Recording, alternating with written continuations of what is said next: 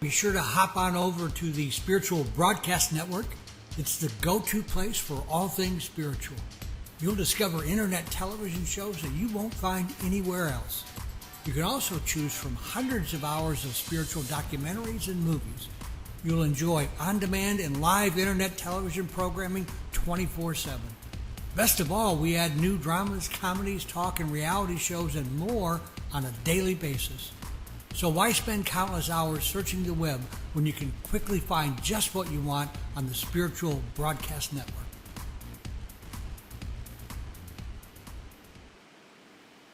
Good evening. Welcome to the Spiritual Broadcasting Network and my show, the Spiritual But Not Religious Show, broadcasting to you live from sunny Sarasota. However, it hasn't been too sunny the last couple of days. We're getting a bit of rain, but we could use it. I have a fantastic guest. We talked with her previous book, and we're going to talk with her tonight. It's actually not her newest book. It's her newest published book. It's called I See Your Soulmate, and Sue Frederic is my guest tonight. She has a new book that St. Martin's Press is bringing out in the next few months, and I think in talking with her earlier, it's really kind of her life's work. We had a great conversation last time. I'm looking forward to another one this time. Sue, are you able to hear me? You with us tonight? Yes, and I'm so happy to be talking to you again, George. How are you? I am great. You know, after our earlier conversation, I don't know which book to talk about. So, you know, if you want to add some things as we go along from your newest work, you feel welcome to do that. All right. So listen, before we get started, my viewers usually like to know a bit about you, about who I'm talking with. So give us a bit of your childhood and how you discovered these intuitive abilities and how you got on this path.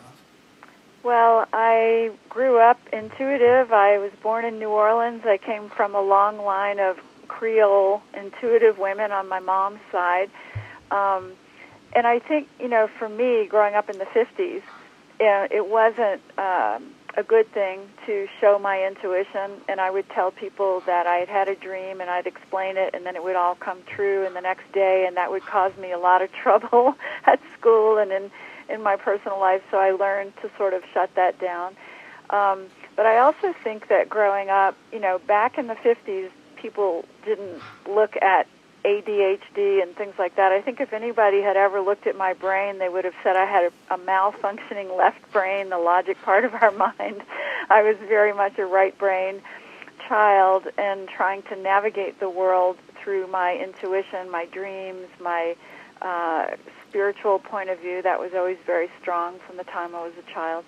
And my life story sort of has been about learning to navigate the world in the left brain logic way that everybody else seems to know how to do more easily than I do.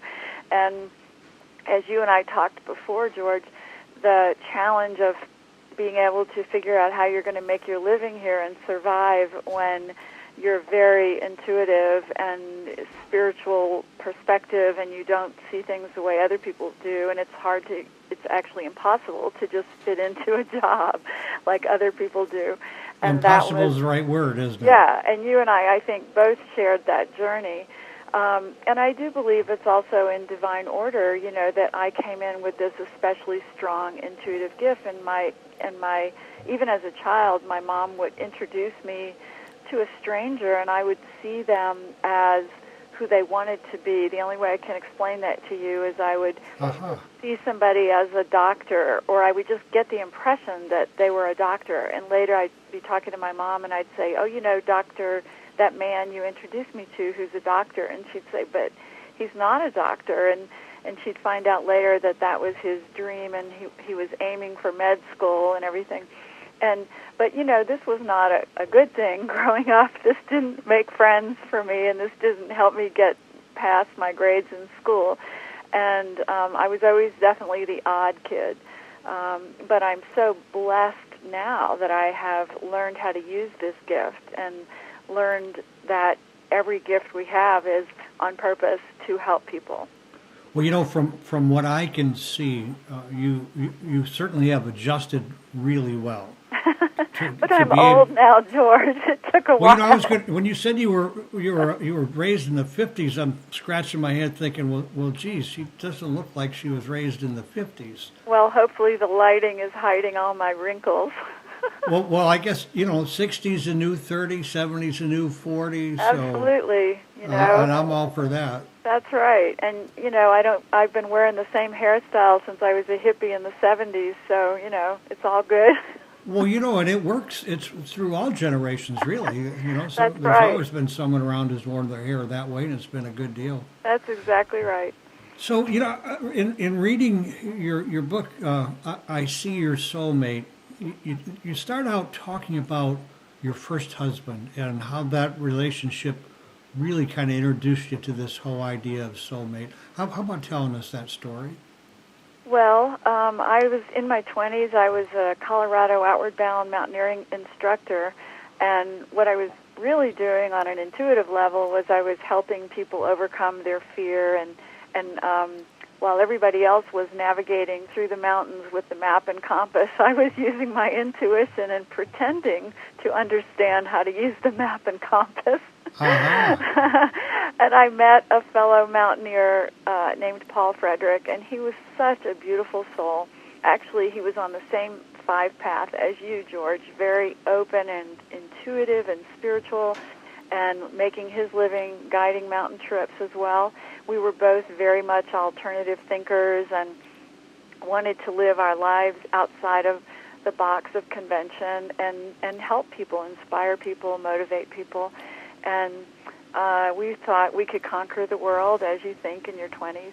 Absolutely. And, and all of a sudden he was having these odd stomach problems, and it was the 70s, so nobody ever talked about, I don't even think there was such thing as a colonoscopy back then or any sort of awareness about that. And by the time he was diagnosed, the doctor said that he had colon cancer, and they gave him 2 weeks to live.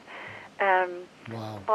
Paul and I, this is my great spiritual awakening moment, because Paul and I thought this meant, this is a challenge that we'll overcome. We're mountaineering instructors. We know how to overcome a challenge, and we learned all about alternative healing and alternative medicine, as well as doing all the conventional stuff that the doctors were doing for Paul. And he ended up living a year from the diagnosis, which was way longer than anyone thought he would live.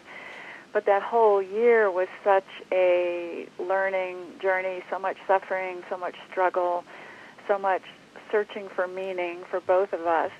And he crossed over on July 13th, 1980, in my arms.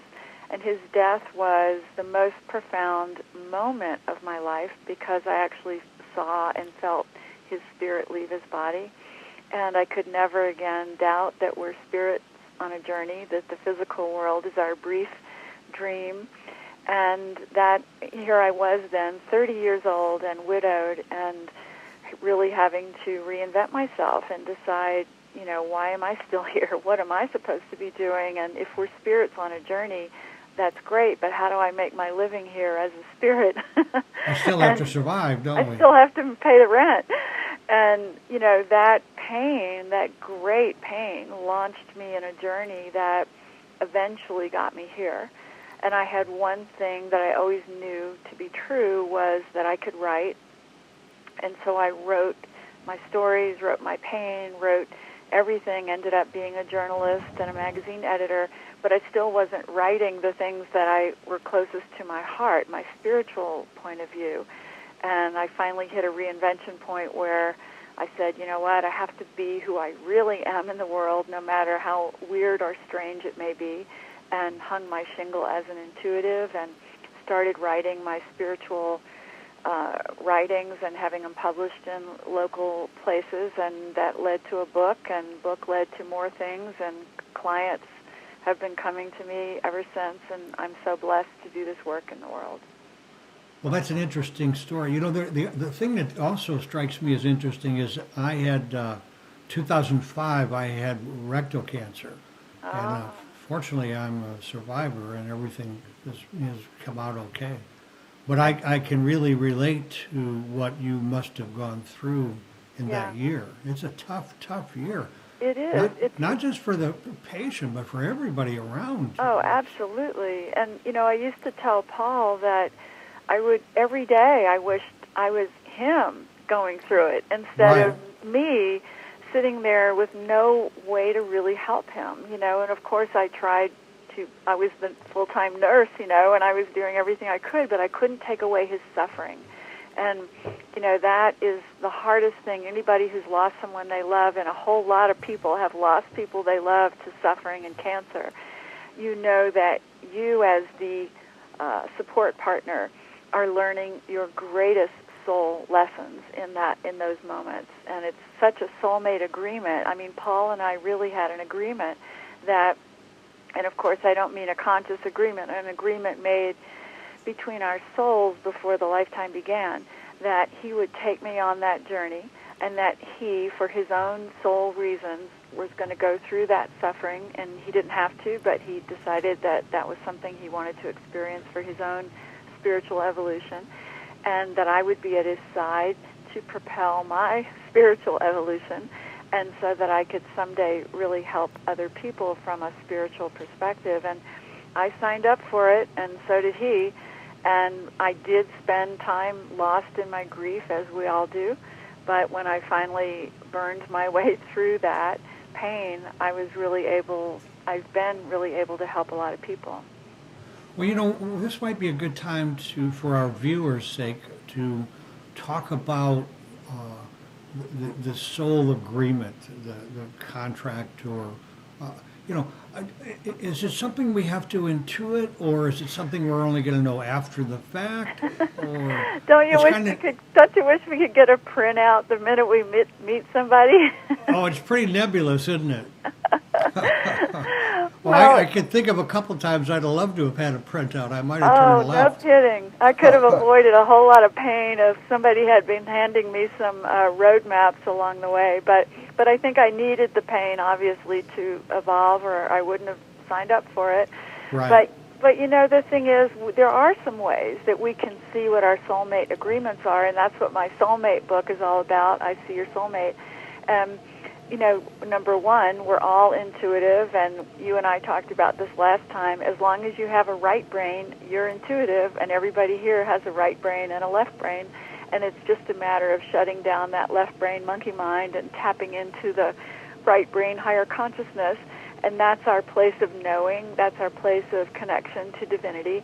And also, feeling, before you even go out on a date with someone, you can write their name down, and if you have their birth date, you can write their date of birth down and look at their life path that I use. I figure that out from the birth date, and that's in my book too. And then just feel the energy of it. Close your eyes, see yourself in the future with that person, and notice the gut feeling you get in your body in response, and notice which of your chakras is really activated when you see yourself with that person. That's very informative. If it's a heart chakra, that's what you're aiming for. If it's a crown chakra, that's a whole different kind of relationship. If it's a sexual chakra that feels really revved up when you see yourself with this person, then you have to be careful that this relationship does not just have a physical connection. And those are ways we can intuit what's coming. But on an even more profound way, we can look at the birth path of the person that we're in love with or in relationship with, and that, again, comes from digiting down the date of birth to single numbers. So you, for example, George, are on the 5 path, and I'm on the 22/4 path, and you and I, if we wanted to understand our soulmate agreement, we can look at your path of the 5 and mine of the 4 and add those together, and we get the number of the 9, which means that you and I together in our friendship are here to help the world with healing ideas, bridging them from this plane to the next with their awareness, with their enlightened thought and inspiration. It's a big 9 is the number of sort of humanitarian healing, and that's what you and I are doing together in our friendship. Now, interesting, 9 is also the number of surrender and let go, and you can't control it. And that's exactly the same number of agreement I had with my husband, Paul, 9. So together we brought each other to a spiritually evolved place to help me do this work, but I had to let it go. I couldn't control that path. I couldn't make Paul stay. I couldn't force him to live the life I wanted with the white picket fence and the babies and all that, and instead had to surrender to what was meant to be, and that was our agreement.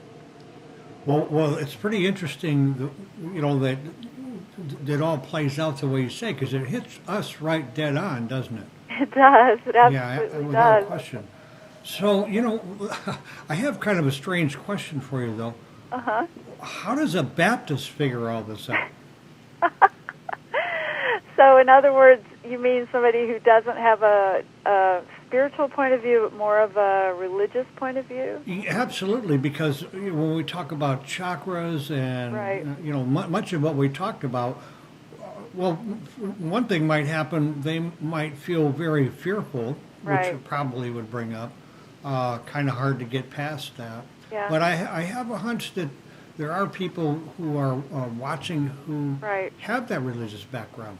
Right. What's their chance of coming to an understanding? Is there anything, or is it just kind of like up to the universe? No, it's all of us can access our intuition, and even if we're Baptist and we don't believe in a certain kind of metaphysical point of view, I don't think it's against the Baptist religion to believe that your right brain has access to intuition, because actually there's a lot of science behind that.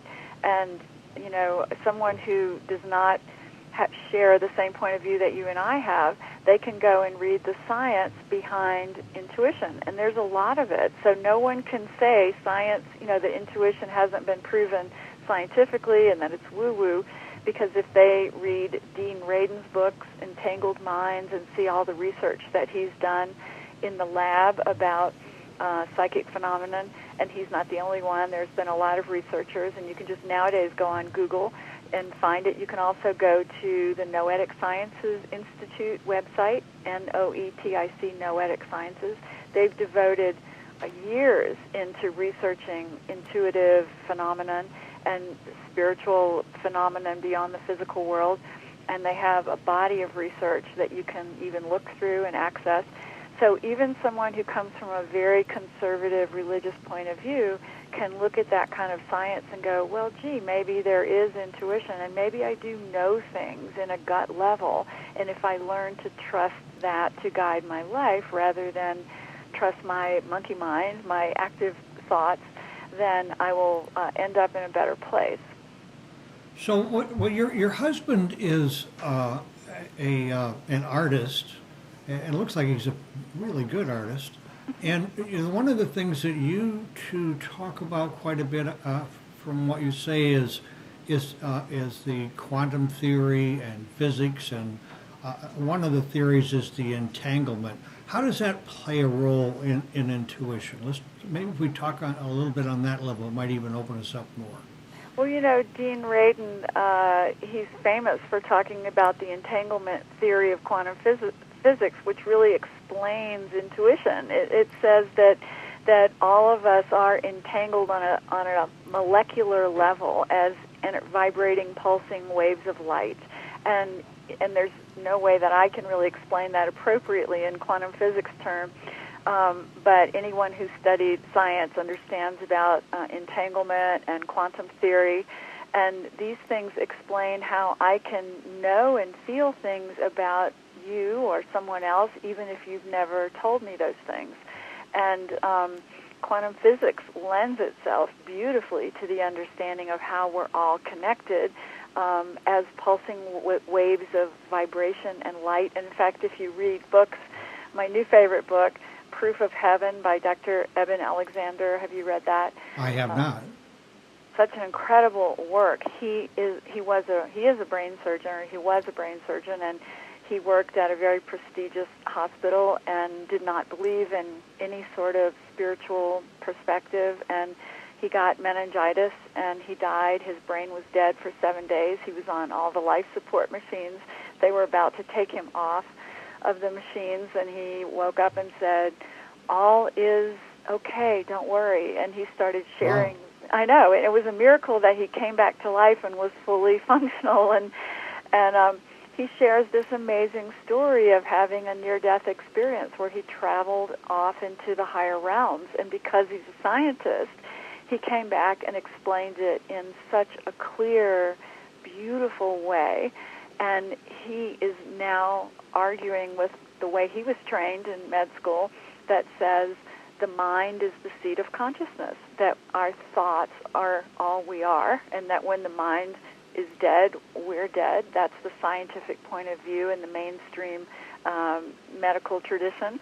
And he has had firsthand experience that that's not true. And other people have had these near-death experiences, but his is so powerful because it was so documented on the hospital machines that he had no brainwave activity for 7 days and no possible chance that he would come back with a functioning mind, and came back with this amazing story of traveling to heaven, which is really the higher realms as he describes it, and meeting Om.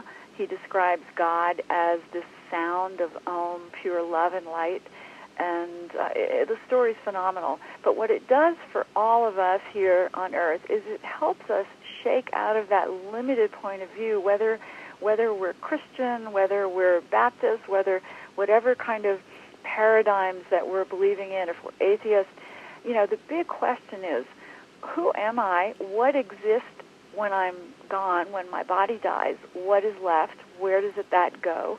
These are the soul-searching questions we all have, and the more scientists and surgeons like Dr. Alexander who are telling this amazing story of experiencing the other unseen realms and then coming back to share it with the world, the more we're able to believe in it, the people who are skeptical and cynical.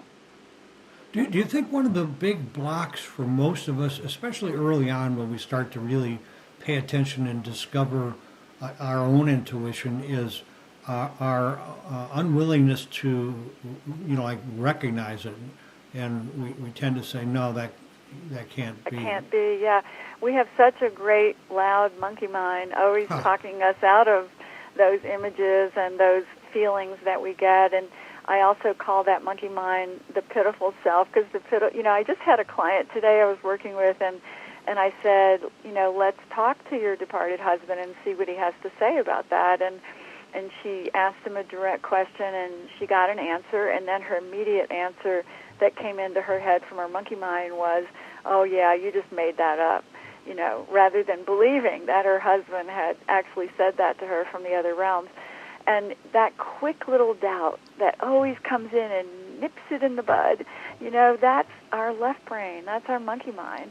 And it's also the pitiful self, I call it, part of us that doubts that we are divine beings, that instead says, who do you think you are to think you can be intuitive, or that you can know things beyond what is seen, or that you can access the higher realms? Who do you think you are? And every one of us has that pitiful self in us.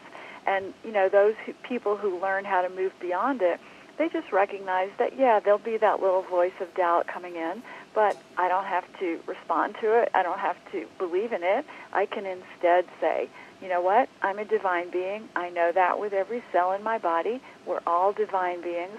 We all came here on purpose. We're all spirits on a journey.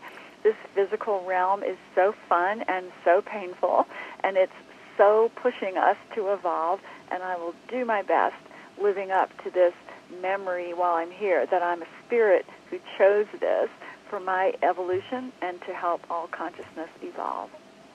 Yeah, so do you think that one of the things that leads up to this monkey mind thing, because I think that's a really important issue, has been our past lives through all these generations, with all this enculturation that we got. The caste system has been with us for, if not the Indian caste system, certainly we have it here in the United States. It's do you think that really is what says, oh, I can't be capable of that kind of thinking? You know what I I mean, think really on a deep level, I think it's that when we landed here on the physical realm, the energy is so dense here. There's almost no way to describe this realm other than to say the word dense energy. And to function here, we had to filter out our perceptions of the higher realms. In other words, imagine walking through this world if you could also see all the other dimensions at the same time, if you could also hear your departed loved ones speaking to you, if you could hear the voice of Om in the background, and you're trying to do your laundry or you're trying to work on the computer. So we agreed that if we were going to drop into this dense realm, and it's an experiment, I believe, it's an experiment we've dropped in here to try to raise the energy here, shift the level of denseness here to a higher frequency, and we're all doing that now in this beautiful age of consciousness awakening, and raise the frequency here so that we could live on this beautiful, sensual, powerful physical realm, but still access our divinity, our spirituality, our love, all of this high frequency stuff. And instead, we've spent quite a long time just wallowing in the dense energy, forgetting who we are, forgetting everything. It's like being in the mud and trying to wake up and go, wait a minute, what am I doing here? How did I get here? Who am I? And that's what happens when we land here, is we just forget it all. And hopefully we're waking up now. I know a lot of people are. Your TV show is a great example of consciousness shifting. So you talk about, remembering who you are in your book. That is such a huge, actually can be a very difficult job early on. When I think back, when I first got into these kinds of ideas back in the early 70s, wow, it was a whole different world then, wasn't it? Well, you and I would have been great friends back then. Yeah, and we'd have been limited with the other friends we had too. That's right.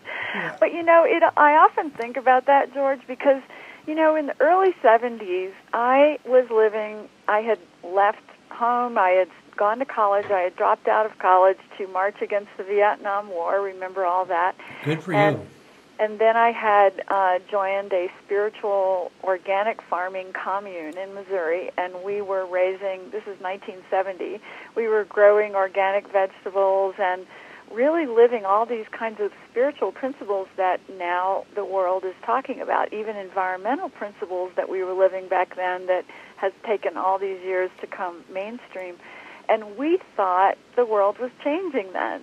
We thought, consciousness is shifting, and we're all learning about spirituality in a new way, and we're all learning a new way of eating healthy foods and getting back to the land.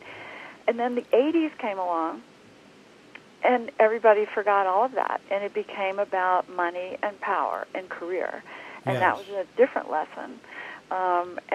It's like every decade brings a different sort of lesson with it. And what's interesting is that also hooks up with numerology.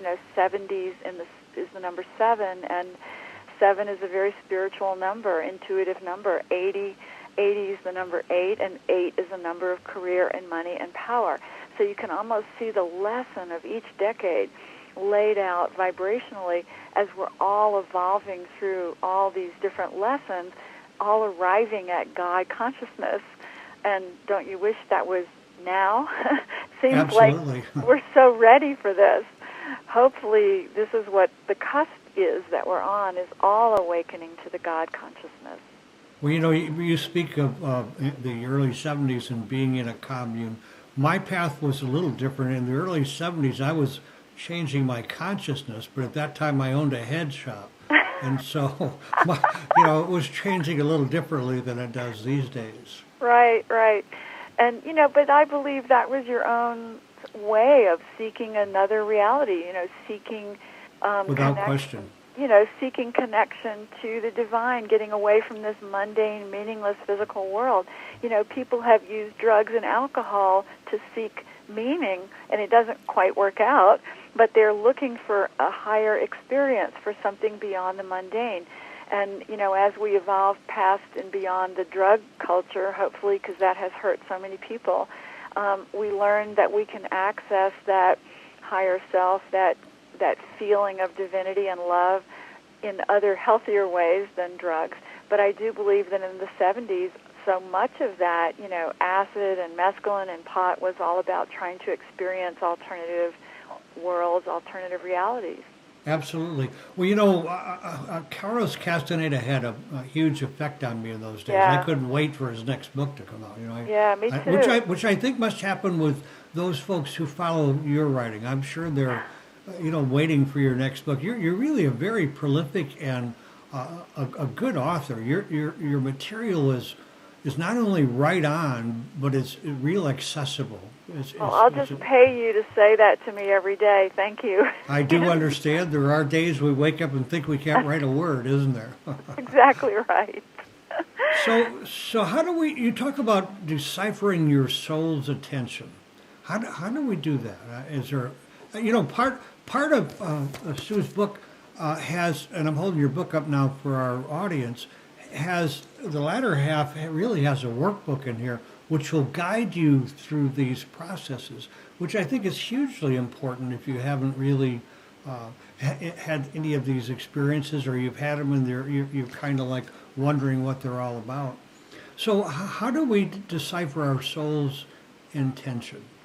Well, I think really that's the biggest question on everyone's mind. I have learned over the years of seeing clients and speaking to groups that at the heart of everyone's pain, at the heart of everyone's life story, is this overwhelming desire to know why they're here and what they came here to do. And even if they're at a miserable job, most people have something burning inside of them saying, there must be more than this. I know I came here to do something more important than this. And so to answer that question is to change a person's life.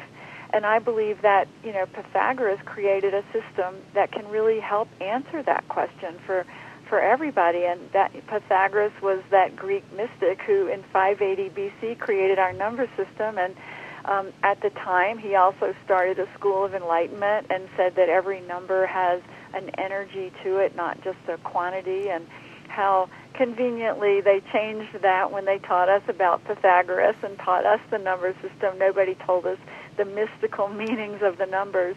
I wish they had told me that in algebra class. I would have paid a lot more attention. Well, you intuited my next question, because that's exactly where I wanted to go with this, was to talk about Pythagoras and his number system. And he did have a wisdom school, didn't he? Absolutely. And he was a great spiritual teacher. And nowadays, if you go to algebra class and learn about Pythagoras, they are not telling you that. They're saying, oh, he was this mathematician. Absolutely not. We want to talk to you about creationism. Right, exactly. So at the core of all this numbers, and when you think about how ironic that is, George, when you look at all the greed of money and Wall Street and corporate America over money and numbers and accounting, and you realize this whole number system came from this spiritual mystic in Greece. Gosh, I hadn't thought about that. That's pretty interesting. Isn't that amazing? Oh, yeah. And, I just love it. And that what Pythagoras was saying was numbers are a gateway to the divine, basically. And he said you can use numbers to see into a person's soul journey, to help them understand why they're here and what they're here to do. And he laid out a whole system, as complex as astrology or any of the other mystical arts.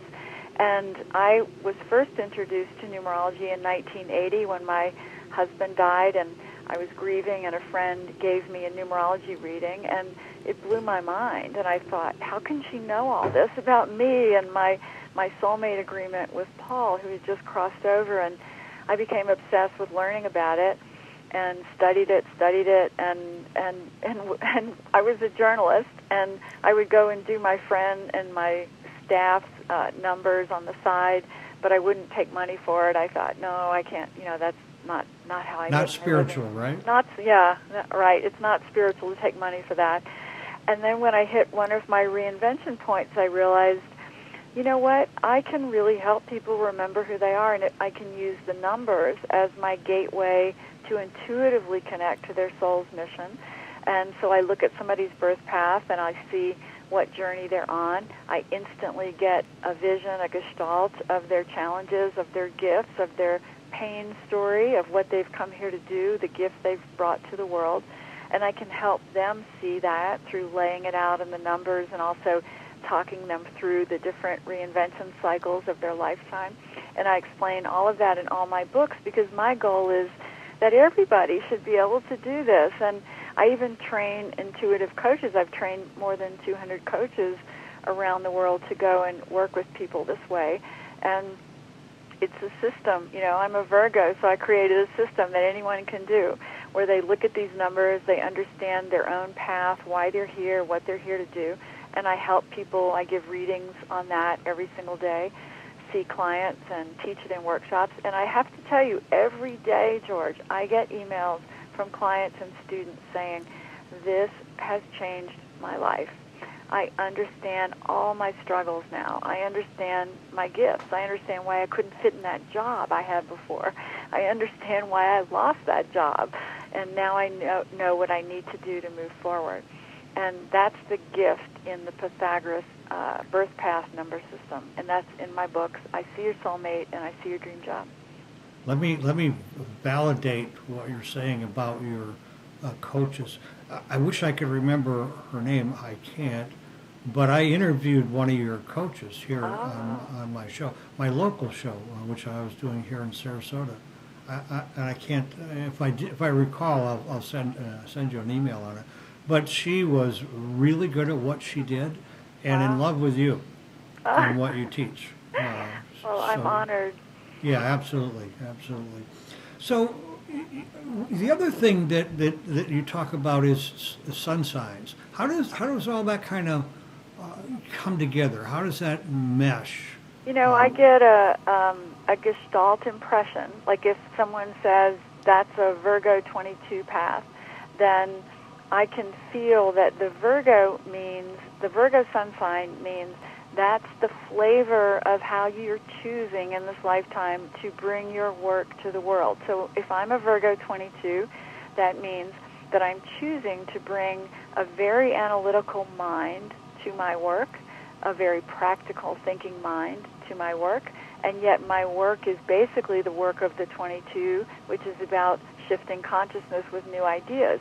And that perfectly gives you an image or a gestalt of my gift, my conflict, my challenge. In other words, I can create a divine gateway to a person's soul and break it down to a very practical set of steps. And yet my challenge growing up was I wanted to be practical. I wanted to be accepted by the conventional world as any good Virgo would. And my analytical mind made me seek to understand how to fit in and how this world worked. And yet I always had a very different point of view from everyone. That 22 mission to bring new ideas to the world, that part of me never could shut up. So I couldn't fit in. So I had a battle between the practical part of me who wanted to be like everybody else and the more divine part of me that wanted to bring in new ideas and shift consciousness. And I finally was able to kind of merge those two pieces and bring this work to the world. And that's my gift. And everybody's story is in that little, your piece, for example, of Aquarius 5 path. I instantly feel that you have all of these incredible ideas for the world, and you have the 5 spirit of adventure and wanting to live outside of the box, and your issues are trying to be grounded. Oh boy, isn't that the truth? Trying to fit into the practical world and be practical that way. And yet your gift is pure intuition, pure ability to access that higher realms. No wonder you were a pothead at one point. You were probably the coolest guy on earth in that time period of your life, but unable to really get practical and real and function. That's always been your struggle. And that sure wasn't grounded, that's for sure. Right, and so your spiritual journey is a lot about learning how to ground yourself in spiritual principles and then bring that into your work and your career.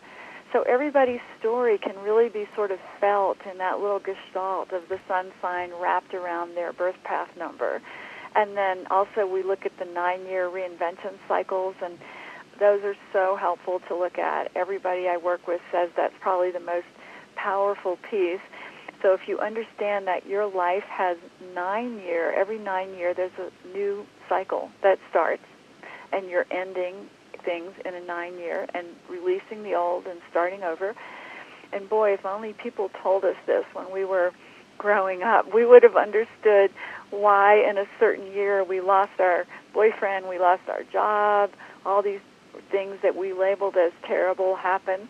And then later we looked back and said, wow, all the change that came from those tragedies, so to speak, brought me into such a better place in my life. That's an example of a 9-year reinvention cycle and helping people see where those have happened in their life. And now, for example, you, George, are in an 11-inspired personal year this year, very, very intuitively connected, possibly really healing a lot of relationships in your life. And next year, for you, you're much more social, much more playful and creative and kind of less serious, and hopefully doing more media.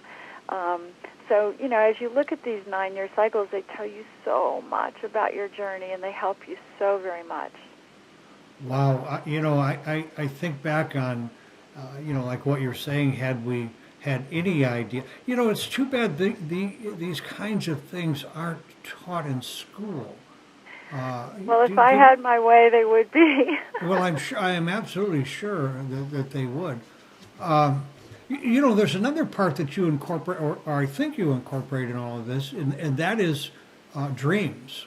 Oh, absolutely. Is it the Jungian or the Freud, or is it a combination of those that you bring to the table? Well, I grew up studying psychology, and I have a degree in psychology, and I have studied Jung very much. But what I've really come to learn about dreams is that we have some dreams that are symbolic, so to speak, but that we really are traveling in the other realms when we sleep. And if we can look at our dreams and you can tell by the quality of the dream, whether it's just your subconscious mind processing the day's events, or if you are traveling in the higher realms and interacting with the departed and with other beings in the higher realms. And we all do that at night. We go out and travel, we visit our friends, we connect to the higher deities, especially connect to our departed loved ones. But then when we wake up in the morning, we have filtered out most of that experience by the time we open our eyes. And I'm one of those people who could never filter it out, and I've always had precognitive dreams that come true down to the very last detail. I'm still trying to learn how to figure out the time, meaning I'll have a dream about something and I don't know if it's going to happen tomorrow or in 5 years, but it does always happen down to the last detail, and I'm trying to figure out how to understand it in terms of time.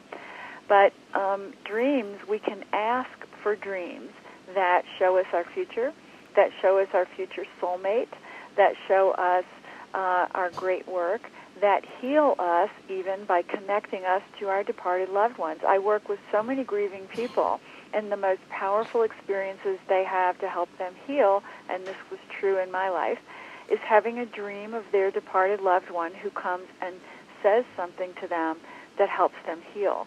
Paul came to me the very first night that after he had crossed over. I was sleeping in our bed, and I felt his body against my body, and he was cuddled up against me, and it was so real and so warm, and I knew he was there. And because I was in that half-sleep consciousness, it felt perfectly normal that he would be there in bed with me. And as we were cuddling and saying, I love you, this this being reached over me, and my first conscious thought was, oh, that's a nurse, because we had spent a lot of time in the hospital, and I thought, oh, that's a nurse dressed in white who's reaching over me to reach Paul. And then the minute this being in white reached over me and tapped Paul, Paul was gone. And I realized he was visiting me from the higher realms, and the guide who was with him had to tap him because he was not allowed to stay, and he shouldn't have stayed. He needed to keep moving on to the higher realms. And they let him have a little visit and then tapped him to help him move on. And that was my first, I've had these kind of dreams my whole life, but that was my first dream with Paul like that, and I've had many since then. In my book, I See Your Soulmate, I even share about how my departed girlfriend, Chrissy, who was my best lifelong girlfriend, she died of leukemia about a year and a half after Paul died, and I was only 30 years old and rocked my world like crazy. And Chrissy came back to me several times to show me things from the higher realms, and a very, very important teacher for me. And even at one point, she helped me heal a broken heart, which is so Chrissy because we grew up sharing all of our love stories together and our broken hearts together. And so, of course, when I was grieving a man who had broken my heart, she came to me in a dream and stood beside me on this beautiful stone balcony. We were overlooking a deep blue sea stretching out in front of us, and she started rubbing my back and showing me letters that my boyfriend had been writing to another woman while he was with me, just making me read them to see that he hadn't really loved me and that I had to face that and let him go. And this was all wordlessly done as she stood beside me on the balcony and rubbed my back. And this pain came out of my heart chakra and my chest and my mouth like a cry, like, ah, and it just like a wave over the water, the pain coming out of me in sound. And then Chrissy was gone, and I woke up, and I had healed. I can't even explain it to you, George. The pain in my heart about that relationship was healed, and Chrissy had done that for me in a dream. Isn't it amazing how that kind of an experience just does something on a level that's it's so subtle? It just, and like you say, you can't really put it in words. It's like a spiritual experience. Yeah, it's indescribable. Yeah, So that's where noetic comes in, doesn't it? It's like, yeah, it's you just know. And I trust that our dreams are capable of healing everything about us, from our physical ailments to our emotional ailments, our grief, even knowing what to do with our life. And I tell my clients, before you go to bed, you sit up in bed and you close your eyes, repeat mantra or sacred sound, or if you don't believe in that, repeat the Lord's Prayer over and over again just to quiet your mind. Do that for about 10 or 15 minutes until you feel that quieting of the left brain, monkey mind. And then say, please, divine guides, bring me a dream to heal me or help me see my next step. And then go to sleep trusting that will be brought to you. And then the minute you wake up, start writing down any impressions that you can pull out of that night's sleep and write them down, even if they seem meaningless. And later you'll be able to go back and look at them. In my case, they're very vivid.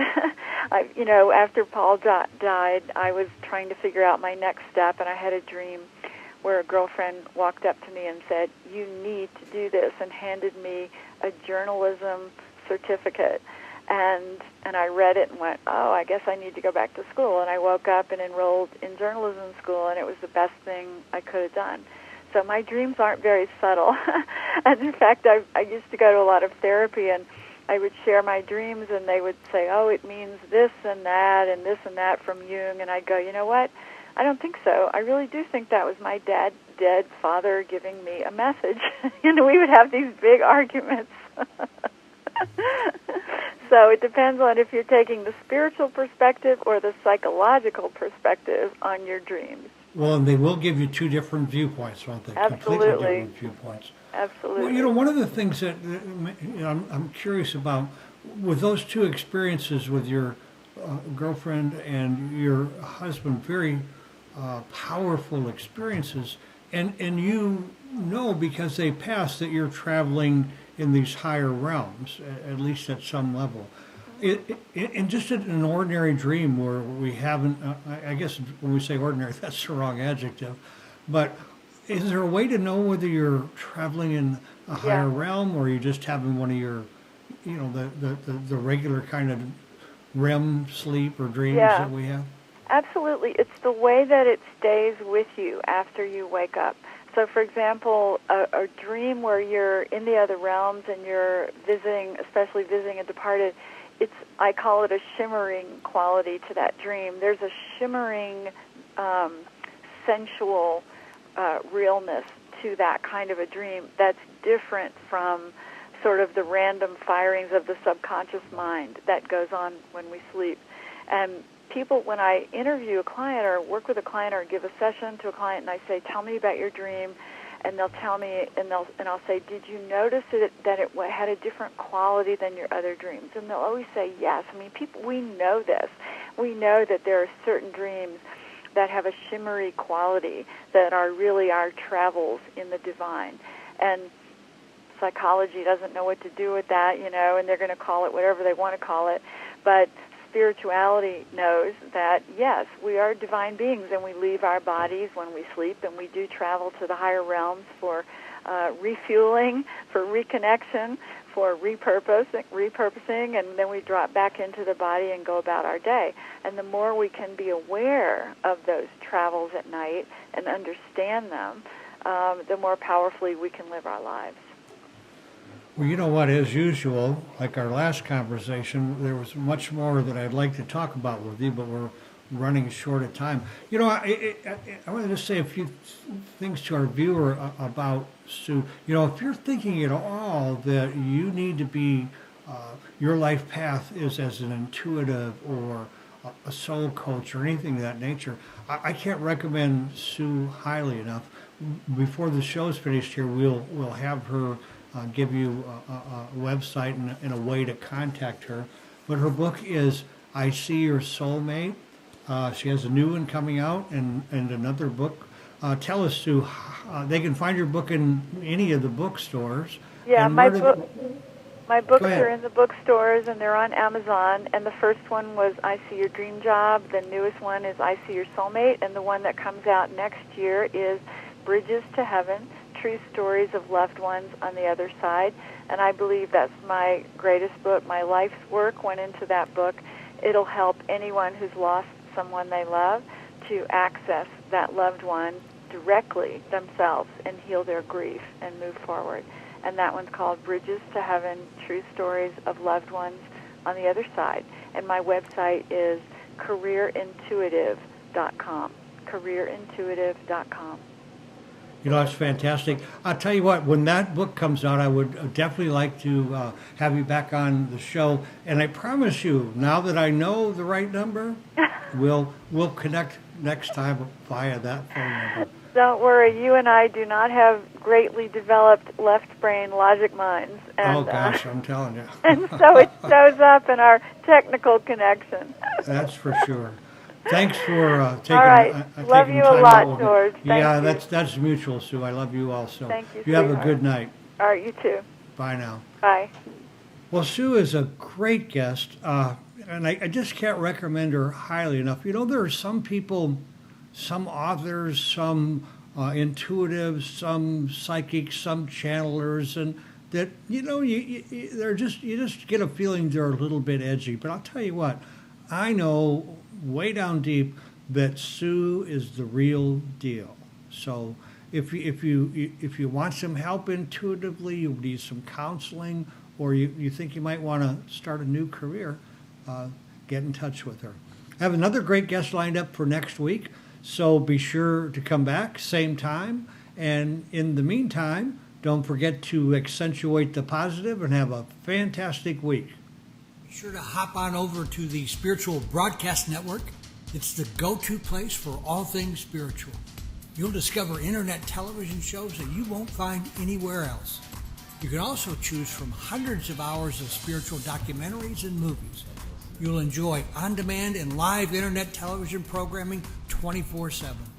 Best of all, we add new dramas, comedies, talk, and reality shows and more on a daily basis.